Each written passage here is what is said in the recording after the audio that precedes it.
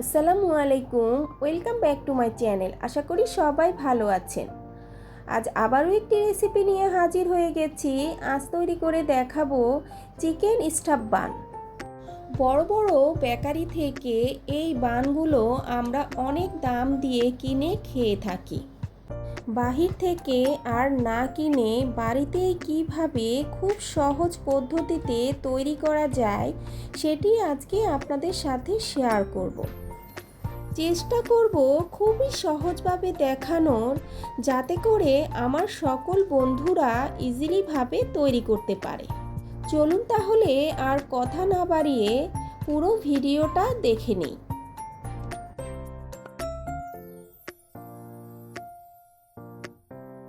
প্রথমেই আমরা বানের ডোটা তৈরি করে নেব। এর জন্য এখানে আমি 1.5 কাপ ময়দা নিয়ে নিয়েছি। দিয়ে দেব 1 টেবিল চামচ ইস্ট, সামান্য একটু লবণ, 1 টেবিল চামচ চিনি। এখন শুকনো উপকরণগুলো ভালোভাবে হাত দিয়ে মেখে নিতে হবে।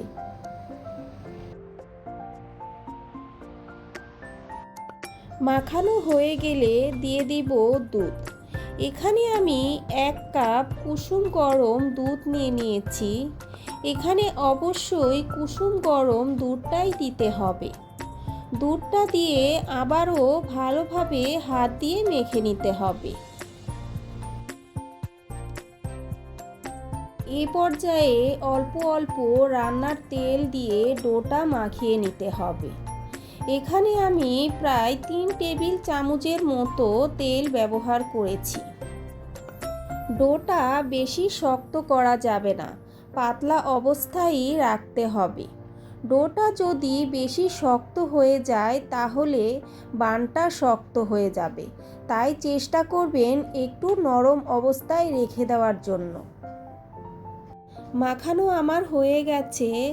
এখন এটি একটি ঢাকনা দিয়ে ঢেকে রেস্টে রেখে দিব প্রায় ঘন্টা খানিকের জন্য। যতক্ষণ পর্যন্ত এটি ফুলে দ্বিগুণ হয়ে যাচ্ছে ততক্ষণ পর্যন্ত রেস্টে রাখতে হবে।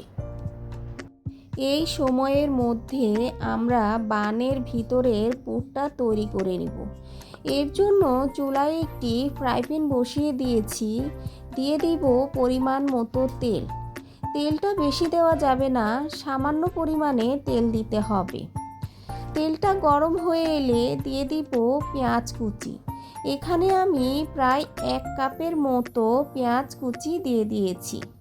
পেঁয়াজটা এখন তেলের সাথে হালকা করে নেড়েচেড়ে ভেজে নিতে হবে। পেঁয়াজ বেশি ভাজার প্রয়োজন নেই, জাস্ট একটু সফট হয়ে আসা পর্যন্ত ভেজে নিতে হবে। পেঁয়াজ ভাজা হয়ে গেছে। এখন এর মধ্যে দিয়ে দিব উঁচু উঁচু 1 টেবিল চামচ আদা রসুন বাটা, 1 টেবিল চামচ পেঁয়াজ বাটা। এখন মশলাগুলো নেড়েচেড়ে ভালোভাবে কষিয়ে নিতে হবে যতক্ষণ পর্যন্ত কাঁচা গন্ধটা চলে না যাচ্ছে। এখন দিয়ে দিব চিকেন কিমা। এখানে আমি উঁচু উঁচু 1 কাপ চিকেন কিমা দিয়ে দিয়েছি। এখন চিকেনটাকে ভালোভাবে নেড়েচেড়ে দিতে হবে।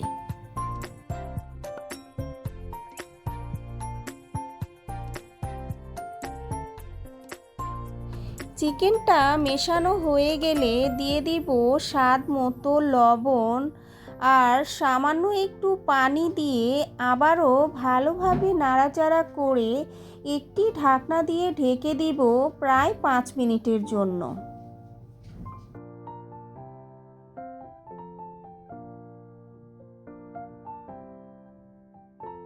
ফিরে এলাম 5 মিনিট পর। চিকেনটা খুব সুন্দরভাবে সেদ্ধ হয়ে গেছে। এখন এর মধ্যে দিয়ে দিব গুঁড়া মশলা। 1/3 চা চামচ করে দিয়ে দিচ্ছি মরিচ গুঁড়া, ধনিয়ার গুঁড়া, জিরার গুঁড়া, গোলমরিচের গুঁড়া। এখন মশলাগুলো চিকেনের সাথে ভালোভাবে নেড়েচেড়ে মিশিয়ে নিতে হবে।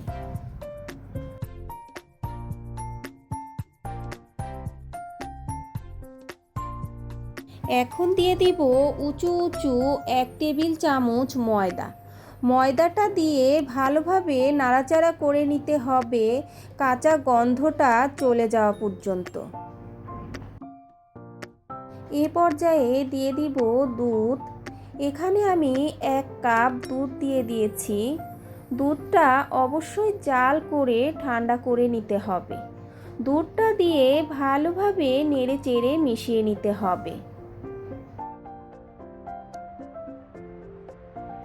সব শেষে দিয়ে দিব 1 চা চামচ সয়া সস, 1 টেবিল চামচ টমেটো সস, 1 চা চামচ লেবুর রস। এখন ভালোভাবে নেড়েচেড়ে মিশিয়ে নিতে হবে আর 2 মিনিটের মতো চুলায় রেখে এরপর চুলা থেকে নামিয়ে নিতে হবে।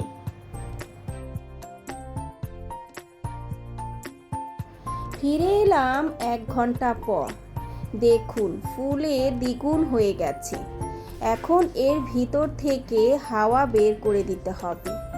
এরপর আবারও একটু সময় ধরে মথে নিতে হবে।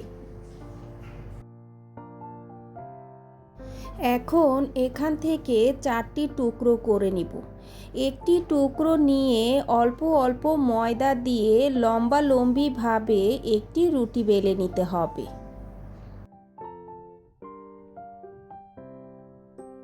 এখন এর মধ্যে দিয়ে দিব তৈরি করে রাখা পুরটা দিয়ে ভাঁজ করে দিতে হবে। আসলে এই কাজগুলো বুঝিয়ে দেওয়া খুবই কষ্টকর, দেখে বুঝে নিতে হবে। সাইড দিয়ে সামান্য একটু পানি ভরিয়ে নিতে হবে, তাহলে সাইডগুলো ভালোভাবে লক হয়ে যাবে। এখন একটি ছুরির সাহায্যে বাকি অংশটুকু লম্বালম্বিভাবে কেটে নিতে হবে। এরপর বানের উপরে এভাবে বসিয়ে দিতে হবে।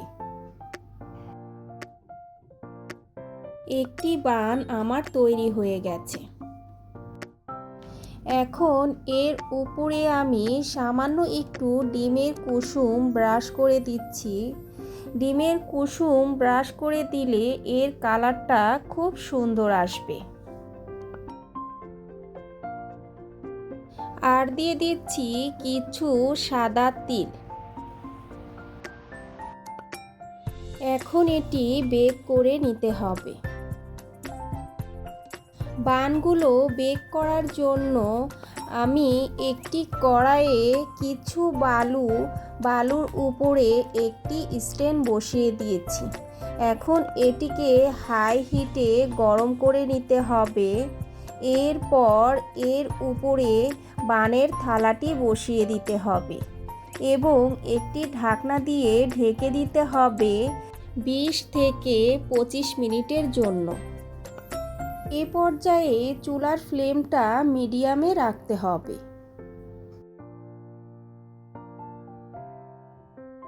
ফিরে এলাম 20 মিনিট পর। বানটা আমার হয়ে গেছে। এখন চুলার ফ্লেমটা বন্ধ করে দিয়ে থালাটা তুলে নিতে হবে। কত সহজেই তৈরি হয়ে গেল চিকেন স্টাফ বান। আশা করি এখন থেকে আর বাহির থেকে না কিনে এভাবে বাড়িতে তৈরি করবেন। দেখুন কি সুন্দর হয়েছে আর খেতেও ভীষণ মজার। রেসিপিটি কার কার কাছে কেমন লেগেছে? আশা করি সকলের কাছে ভালো লেগেছে। ভিডিওটি যদি ভালো লেগে থাকে তাহলে চ্যানেলটি সাবস্ক্রাইব করে আমার পাশে থাকবেন আর লাইক কমেন্ট বেশি বেশি শেয়ার করতে ভুলবেন না। আল্লাহ হাফেজ।